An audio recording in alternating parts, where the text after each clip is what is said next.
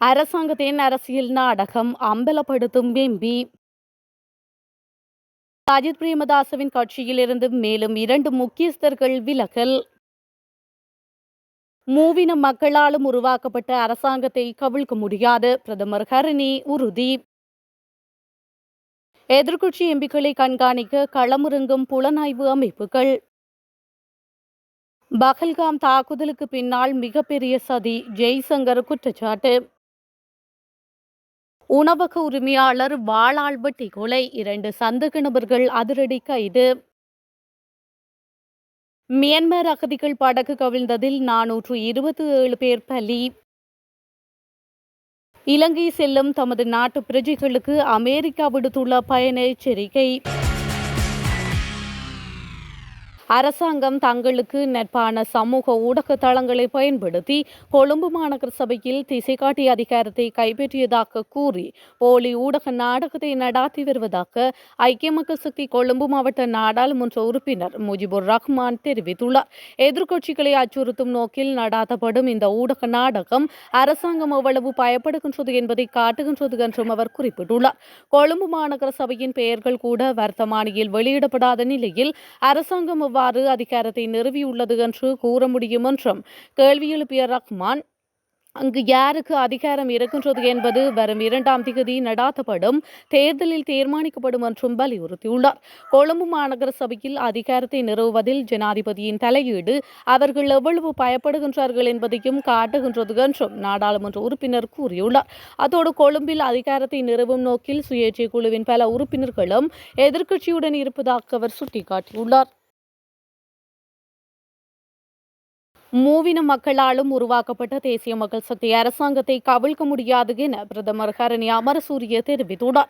பிரதமர் தலைமையிலான ஒரு குழு அரசியலிருந்து வெளியேறுகின்றது என்றும் அனுரவின் ஆட்சி கவிழப் போகின்றது என்றும் தென்னிலங்கை ஊடகம் ஒன்று வெளியிட்டுள்ள செய்தி தொடர்பில் கருத்துரைக்கும் போதே பிரதமர் மேற்கண்டவாறு கூறியுள்ளார். அவர் மேலும் தெரிவிக்கையில், இது ஜனநாயக நாடு, மக்கள் ஆணையை மீறியவரும் நடக்க முடியாது, மக்களை ஏமாற்றியவரும் அரசியல் பிழைப்பு நடாத்த முடியாது, மக்கள் ஆணைக்கு மதிப்பளித்து அரசு நடக்க வேண்டும். இதை மீறி நடந்த கடந்த ஆட்சியாளர்களுக்கு மக்கள் புகட்டிய பாடத்தை எவரும் மறக்க மாட்டார்கள். அந்த வகையில் அனுர்குமார் திசாநாயக்க தலைமையிலான தேசிய மக்கள் சக்தி கட்சி மக்களின் அமோக ஆணையுடன் ஆட்சிக்கு வந்தது. மக்கள் ஆணைக்கு மதிப்பளித்து நாம் செயல்படுகின்றோம். மக்களுக்கு வழங்கிய வாக்குறுதிகளை ஒவ்வொன்றாக நிறைவேற்றி வருகின்றோம். இந்த நிலையில் குறுக்கு வழியில் ஆட்சியை பிடிக்க எதிரணியினர் பகல் கனவு காண்கின்றனர். பகல் கனவு ஒருபோதும் நனவாகாது என்பதை அவர்கள் விளங்கிக் கொள்ள வேண்டும். இதேவேளை தேசிய மக்கள் சக்திகள் குழப்பம் என்றும் எமது ஆட்சி கவிழப் போகின்றது என்றும் எதிரணியினருக்கு சார்பான ஊடகங்கள் செய்திகள் வெளியிடுகின்றன. இந்த வதந்தி செய்திகளை நம்பும் அளவுக்கு மக்கள் முட்டாள்கள் அல்லர். ஊடகங்கள் நடுநிலையுடன் செயற்பட வேண்டும். இது தேசிய மக்கள் சக்தி அரசு, மூவின மக்களாலும் உருவாக்கப்பட்ட அரசு. எனவே எந்தொரு சூழ்ச்சியாலும் வதந்தி செய்தியாலும் இந்த அரசை கவிழ்க்க முடியாது என அவர் குறிப்பிட்டுள்ளார்.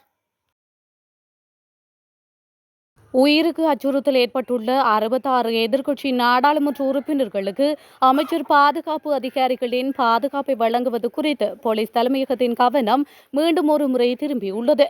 புலனாய்வு அமைப்புகளின் உதவியுடன் இது தொடர்பில் சிறப்பு நடவடிக்கை ஒன்றும் மேற்கொள்ளப்பட உள்ளது. சில எதிர்க்கட்சி எம்பிக்கள் தங்கள் பாதுகாப்பை உறுதி செய்வதற்காக அமைச்சர் பாதுகாப்பு அதிகாரிகளை வழங்குமாறு சபாநாயகரிடம் கோரிக்கை விடுத்திருந்தனர். குறித்த கலந்துரையாடலில் எதிர்க்கட்சி உறுப்பினர்கள், நாடாளுமன்ற செயலாளர் நாயகம் குஷானி ரோகணதீர உள்ளிட்டோர் கலந்து கொண்டிருந்தனர். பதில் போலீஸ் மா அதிபர் பிரியந்த வீரசூரிய மற்றும் பிற போலீஸ் மா அதிபர்கள் கலந்து கொண்ட இந்த கலந்துரையாடலின் போது எதிர்க்கட்சி நாடாளுமன்ற உறுப்பினர்களின் முன்மொழிவுகள் குறித்து மிகுந்த கவனம் செலுத்தப்பட்டது. அதன்படி அச்சுறுத்தலுக்கு உள்ளாகியுள்ளதாக கூறப்படும் நாடாளுமன்ற உறுப்பினர்களின் பாதுகாப்பு மதிப்பீட்டை பெற புலனாய்வு அமைப்புகள் அனுப்பப்பட உள்ளதாக போலீஸ் தரப்பு தெரிவித்துள்ளது. இதன்போது மேற்கொள்ளப்படும் ஆய்வின் பின்னர் அவர்களுக்கு தேவையான பாதுகாப்பு வழங்கப்படும் எனவும் கூறப்படுகின்றது.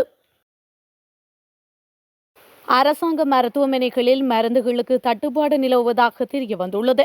சுகாதார அமைச்சின் மருந்துகள் வழங்கல் பிரிவு இதற்கான நினைவூட்டல் கடிதம் ஒன்றை சுகாதார அமைச்சின் முக்கிய அதிகாரிகளுக்கு வழங்கியுள்ளது. நோய் எதிர்ப்பு சக்திக்கான மருந்துகள், வலிநாசினி, இன்சியூலின், இருதய நோய்களுக்கான மருந்துகள் உள்ளிட்ட சுமார் 180 வகையான மருந்துகளுக்கு இவ்வாறு தட்டுப்பாடு ஏற்பட்டுள்ளது. அத்துடன் சுகாதார சேவைகளை மேற்கொள்வதற்கான பல்வேறு உபகரணங்களுக்கும் அரசாங்க மருத்துவமனைகளில் தட்டுப்பாடு நிலவுவதாக தெரிய வந்துள்ளது. உணவகம் ஒன்றின் உரிமையாளர் வாளால் வெட்டி படுகொலை செய்யப்பட்டுள்ள நிலையில் 2 சந்தேக நபர்கள் கைது செய்யப்பட்டுள்ளனர். நீர்கொழும்பு எத்துகால பகுதியில் அமைந்துள்ள உணவகம் ஒன்றின் உரிமையாளர் வெட்டி கொலை செய்யப்பட்ட சம்பவம் தொடர்பிலேயே மேற்படி 2 சந்தேக நபர்களும் நீர்கொழும்பு போலீஸ் குற்றப்புலனாய்வு பிரிவினரால் கைது செய்யப்பட்டுள்ளனர் என்று போலீஸ் ஊடக பிரிவு தெரிவித்துள்ளது. கைது செய்யப்பட்டவர்கள் 19 மற்றும் 23 வயதுடைய நீர்கொழும்பு பகுதியை சேர்ந்தவர்கள் என தெரிய வந்துள்ளது. சந்தேக நபர்களிடமிருந்து ஐஸ் போதைப் பொருள், ஒரு மோட்டார் சைக்கிள் மற்றும் 3 கைத்தொலைபேசிகள் போலீசாரால் கைப்பற்றப்பட்டுள்ளன. மேலும் கொலை சம்பவத்திற்கு பயன்படுத்தப்பட்ட வாள் வெண்ணப்புவை நைனாமடு பகுதியிலிருந்து கொண்டுவரப்பட்டது என்று போலீஸ் விசாரணையில் தெரிய வந்துள்ளது. இந்த சம்பவம் தொடர்பான மேலதிக விசாரணைகளை நீர்கொழும்பு போலீசார் மேற்கொண்டு வருகின்றனர்.